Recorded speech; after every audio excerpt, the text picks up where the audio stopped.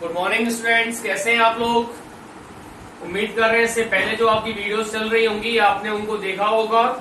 और आज हम लोग अपनी एक्सरसाइज 4.3 में क्वेश्चन नंबर 5 करने जा रहे हैं, ठीक है ना। क्वेश्चन नंबर 5 और क्वेश्चन नंबर 4 पे अगर बेसिक डिफरेंस की बात करें हम लोग, तो क्वेश्चन नंबर 4 तक क्या था आपके पास कि इक्वेशंस होती थी और आप ग्राफ को डिसाइड किया करते थे, ग्राफ को आप बनाया करते थे। इक्वेशन आपको दे दी गई और आपसे ग्राफ के बारे में पूछा गया कि भाई ये लीनियर इक्वेशन है, बताओ उसका ग्राफ क्या बनेगा। क्वेश्चन नंबर 5 थोड़ा सा डिफरेंट हो गया उससे। अब इसने क्या कर दिया कि एक मल्टीपल ग्राफ इक्वेशंस दे दी आपको उसने 4, और ये क्या कह रहा है आपसे कि अब आप इस ग्राफ को देखकर बताओ कि कौन से इक्वेशन से ये ग्राफ बना हुआ है। नॉर्मल क्या था हमारे पास, ग्राफ इक्वेशन थी, हम सॉल्यूशन निकाला करते थे। अब सॉल्यूशन है, ग्राफ को निकालना है। अंतर समझ में आया। पहले हमारे पास इक्वेशन थी, सॉल्यूशन निकाला। अब सॉल्यूशन है, इक्वेशन निकालो। एक्स वाई बराबर एक्स है, एक्स प्लस वाई आपका 0 है, वाई आपका 2x के बराबर है, और 2 + 3y आपका 7x के बराबर है। आपसे कह रहा है कि आप चेक करके बताओ ये कौन सी कंडीशन को रेक्टिफाई कर पा रहा है।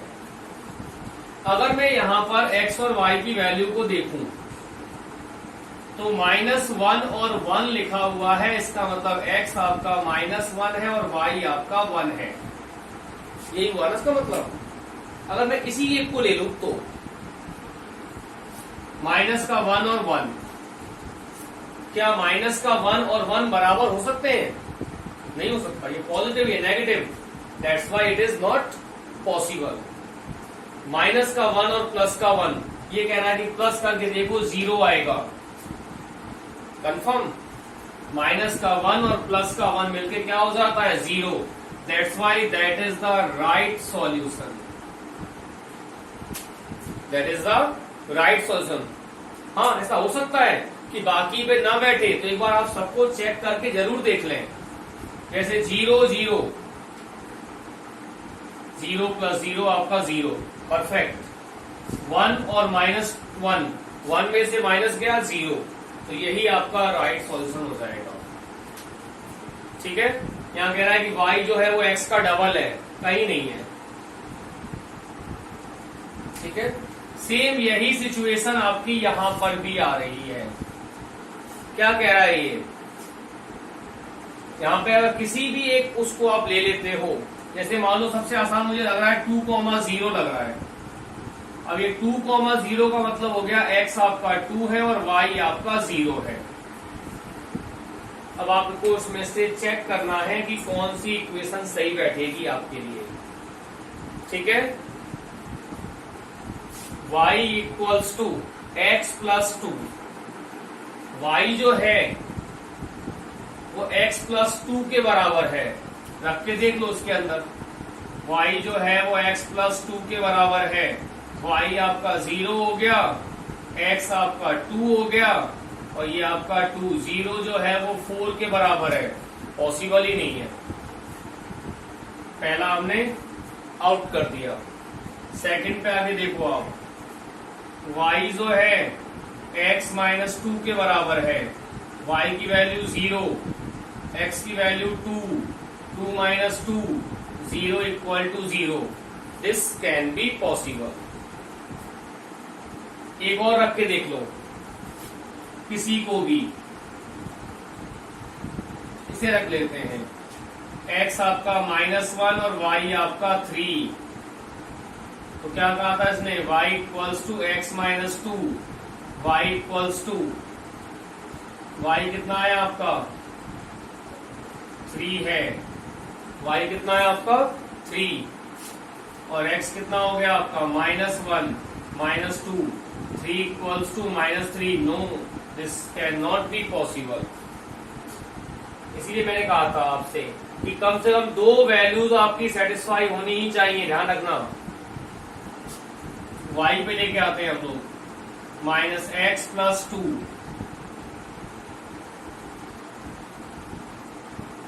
x आपका -1, y आपका 3 है। 3 इक्वल्स टू माइनस और माइनस प्लस का 1 हो जाएगा, ये 2। It is 3 plus equals to 3। This can be possible. इसे रख के देख लो। y आपका 0, x आपका 2, ये -2 + 2 0। That is the right solution. That is the right solution. Note करें इसे आप। फिर हम आगे अपने क्वेश्चन नंबर 6 को स्टार्ट करते हैं।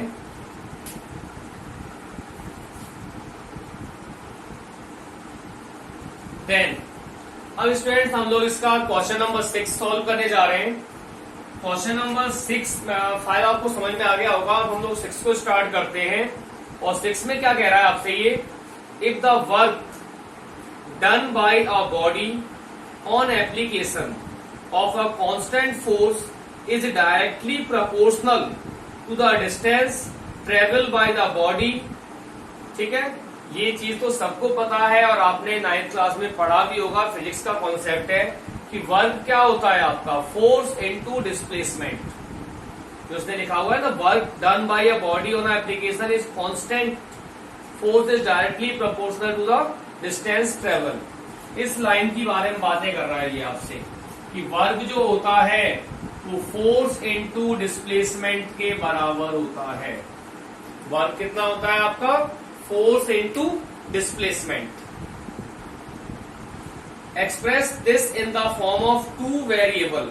अब आपको इस work equals to force into displacement को आपको लीनियर इक्वेशन इन 2 वेरिएबल में रिप्रेजेंट करना है। Also taking the constant force is 5 unit. 3 चीजें, वर्क, डिस्प्लेसमेंट और फोर्स। फोर्स जो है वो आपका कांस्टेंट है और वो आपका 5 यूनिट है। तो आपके पास 2 चीजें बच गई। एक तो बच गया आपका वर्क और एक बच गया आपका डिस्प्लेसमेंट। क्योंकि वर्क तभी होगा जब फोर्स अप्लाई होगा और फोर्स अप्लाई होने पर डिस्प्लेसमेंट होगा। जब हम कहीं भी फोर्स अप्लाई करते हैं और फोर्स के थ्रू जब उसमें डिस्प्लेसमेंट होता है तो उसे हम लोग क्या कहते हैं, वर्क कहते हैं। तो हमने क्या कहा, let the work done be x unit. Work done क्या ले लिया हमने, x यूनिट ले लिया। And the displacement be y unit. और डिस्प्लेसमेंट को क्या ले लिया, y ले लिया। वर्क आपका x हो गया, डिस्प्लेसमेंट आपका y हो गया और फोर्स इक्वल्स टू 5 यूनिट, जो कि हमारे लिए दे रखा था, ये आपका कांस्टेंट था। Work equals to force into displacement. x कितना हो गया आपका 5y के बराबर, तो x हो जाएगा आपका 5y। जब हमने इसकी लीनियर इक्वेशन बना ली तो लीनियर इक्वेशन बनाने के बाद y इक्वल टू 0, इससे हम सॉल्व करके कम से कम 2 सॉल्यूशन निकालेंगे और इन दोनों सॉल्यूशंस के निकलने के बाद इसका ग्राफ बना लेंगे। स्केल इसका कंपलसरी पार्ट है। ये आपका y एक्सिस, ये आपका x एक्सिस। x को 0 लिया तो y 0, यानी x और y दोनों 0 हो गए। और x को 5 लिया तो y आपका 1। x को 5 लिया तो y आपका 1 हो जाएगा। देन आपका ये ग्राफ ड्रॉ हो गया। फिर ये क्या कह रहा है हमसे, also read from the graph. अब आपको इस ग्राफ को पढ़ के the work done when the distance travel by the body is 2 unit. अगर आपका ये डिस्प्लेसमेंट 2 यूनिट हो तो आपका वर्क कितना होगा, ये आपको ग्राफ के थ्रू ही बताना है। ठीक है, तो यहां से आप चेक करके देखो।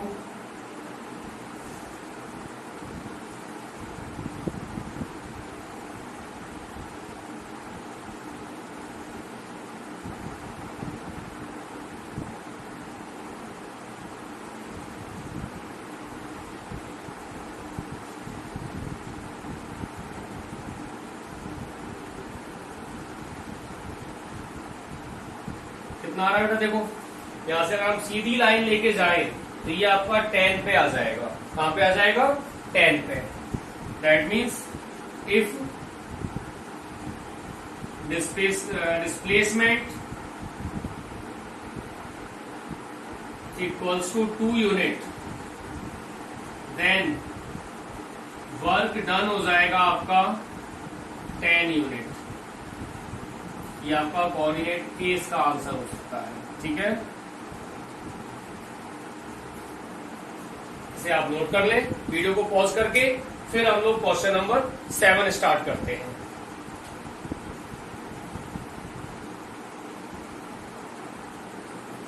नाउ अब हम लोग स्टूडेंट्स बात करेंगे क्वेश्चन नंबर 7 की, जो कह रहा है आपसे Yamini and Fatima, 2 students of class 9 of a school together contributed ₹100 towards the prime minister relief fund to help the earthquake victims.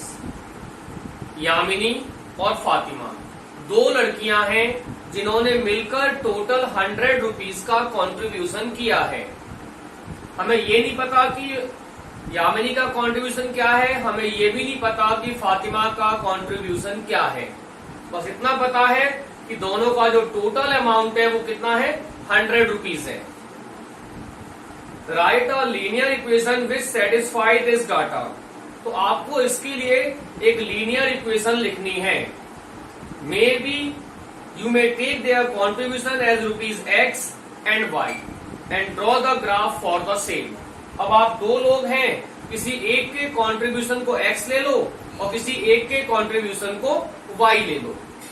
ठीक है, तो क्या किया हम लोगों ने, कैसे करेंगे इसको, 2 लोग थे, एक तो यामिनी और एक फातिमा।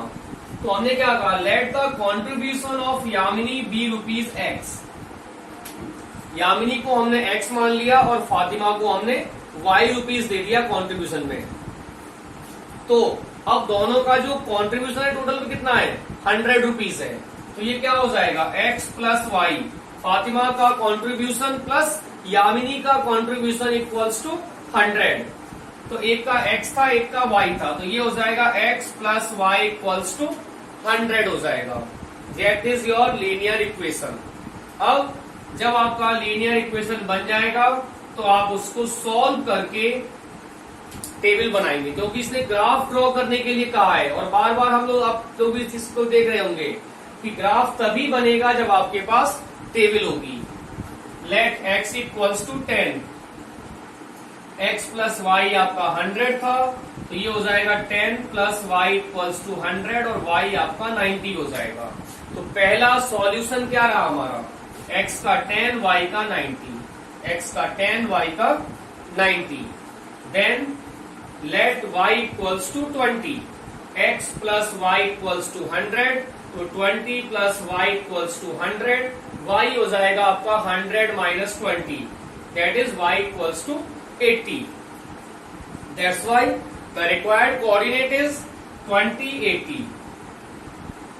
अब हमने इसका ग्राफ रिप्रेजेंट किया, ग्राफ बनाना है हमको, ठीक, y एक्सेस और आपका x एक्सेस। स्केल क्या रहा इसमें आपका, x axis equals to 1 centimetre और y axis equals to, sorry, x axis equals to 10 centimetre और y एक्सेस इक्वल्स टू भी 10 सेंटीमीटर। ये आपका एक्सेस हो गया, ग्राफ बन गया, जो नॉर्मल अपनी सिचुएशन है उसके हिसाब से। देन आपका क्वेश्चन नंबर 7, ग्राफ अच्छे से बनाइएगा, नीट एंड क्लीन बनना चाहिए। वीडियो को आप पॉज करके इस वर्क को पूरा करें। फिर हम लोग क्वेश्चन 8, जो इसका लास्ट क्वेश्चन है और बहुत इंपॉर्टेंट, बहुत बहुत बहुत अच्छा क्वेश्चन है, फिर हम लोग उसे अब स्टार्ट करने जा रहे हैं। ठीक है, तो आप इसे पहले नोट कीजिए।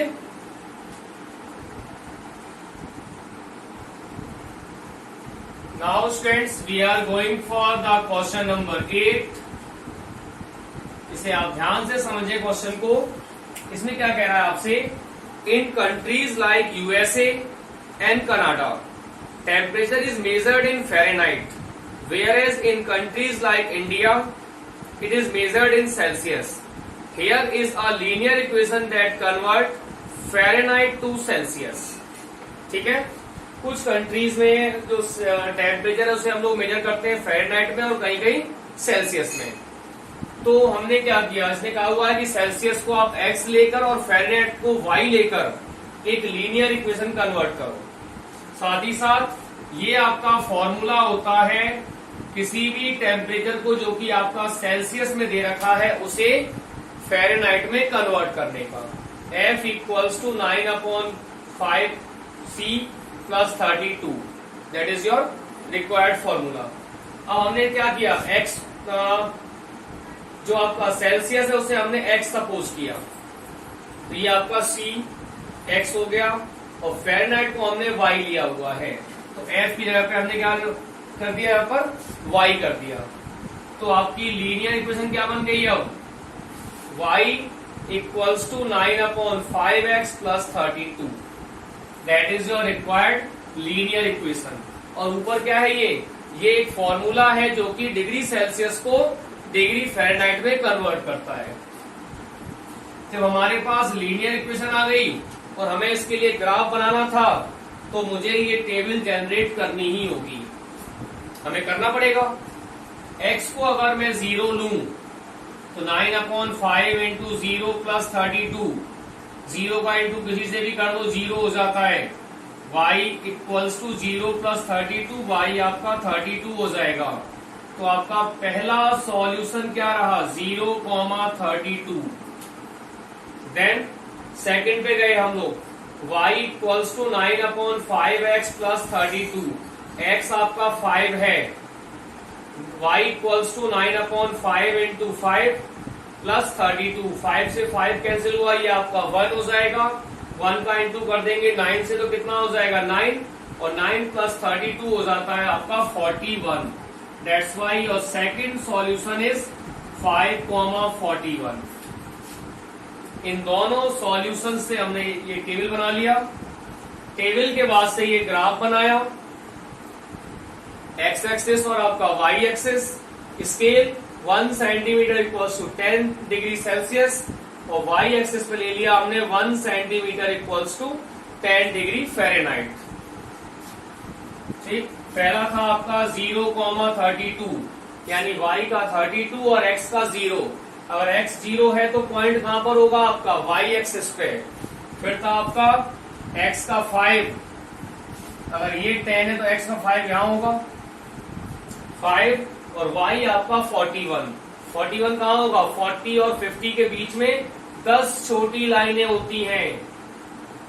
40 और 50 के बीच में 10 छोटी लाइनें होती हैं, तो एक ऊपर गए हम लोग, ये हो जाएगा 41, और फिर ये इसका ग्राफ। इसके अंदर आपके पास मल्टीपल क्वेश्चंस हैं, ठीक है, हम उन क्वेश्चंस को भी सॉल्व करेंगे, तो इसे आप भले ही नोट कर लीजिए क्योंकि मुझे इसको इरेज करना पड़ेगा।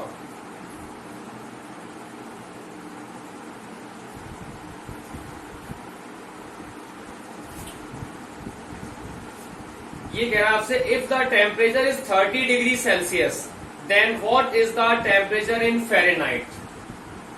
ठीक है, अगर आपका टेम्परेचर, ये आपका x था, यहाँ पे सेल्सियस शो किया हुआ है आपने, ये आपका y है जहाँ पे आपने फ़ारेनहाइट को सॉल्व किया हुआ है। आप चाहे तो इनके आंसर्स को आप ग्राफ के थ्रू भी दे सकते हैं। सेकंड क्वेश्चन आपका क्या कहा इसने आपसे, कि अगर टेम्परेचर आपका 30 हो,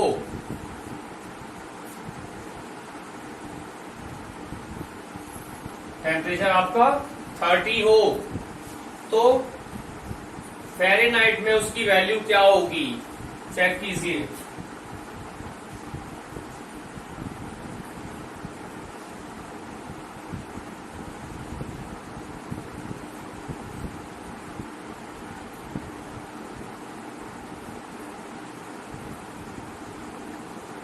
अगर आपने ग्राफ को परफेक्टली बनाया होगा तो ये आपका आएगा 30,86। क्या करना है आपको, यहां से लाइन ड्रॉ करो आप सीधे, ये ग्राफ ड्रॉ किया हुआ है ना, इस लाइन को यहां से आप, इसने क्या कहा था 30 डिग्री सेल्सियस, तो 30 पे आप स्केल रख के लाइन को ऐसे ड्रॉ करो। ये लाइन आपके ग्राफ को जहां से इंटरसेक्ट करेगी वहां से इधर आप चले आओ, यहाँ y की जो वैल्यू होगी वही आपका फ़ारेनहाइट हो जाएगा। तो पहले क्वेश्चन का आंसर क्या हो जाएगा 86 डिग्री। हम जितने भी सवाल है सभी का आंसर इस ग्राफ से ही निकालेंगे, ठीक है ना। फिर कह रहा है आपसे इसका नेक्स्ट क्वेश्चन जो है, if the temperature is 95 degree Fahrenheit then what is the temperature in Celsius. अगर फ़ारेनहाइट इसका 95 डिग्री हो, फ़ारेनहाइट का मतलब वाई एक्सिस, अगर यहां 95 हो, 95 कहां होगा 90 और 100 के बीच में, यहां से हम इधर आ जाएंगे, then what is the temperature in Celsius. तो यहां से आप सीधा नीचे आके देखो, ये आपका अप्रोक्स आएगा 35 पर। कितना आ जाएगा 35। यहां से लाइन ड्रॉ किया, इधर आ गए हम 35,90। It is 35 degree Celsius. ये आपका 86 फ़ारेनहाइट। फिर क्या कह रहा है आपसे, if the temperature is 0 degree Celsius, Celsius क्या था आपका x, तो what is the temperature in Fahrenheit. It is 0, -16 -17 बैठेगा ये आपका।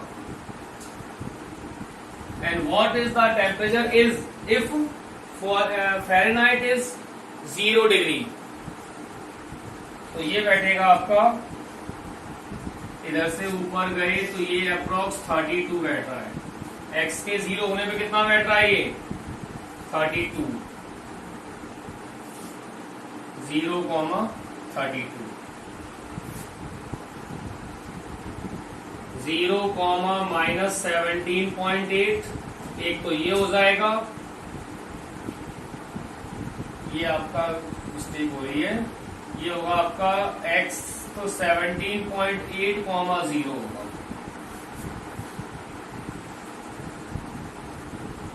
ठीक है। और ये हो जाएगा आपका 0,32। देन फिफ्थ पे आ जाते हैं हम लोग। फिफ्थ के लिए क्या कह रहा है हमसे ये,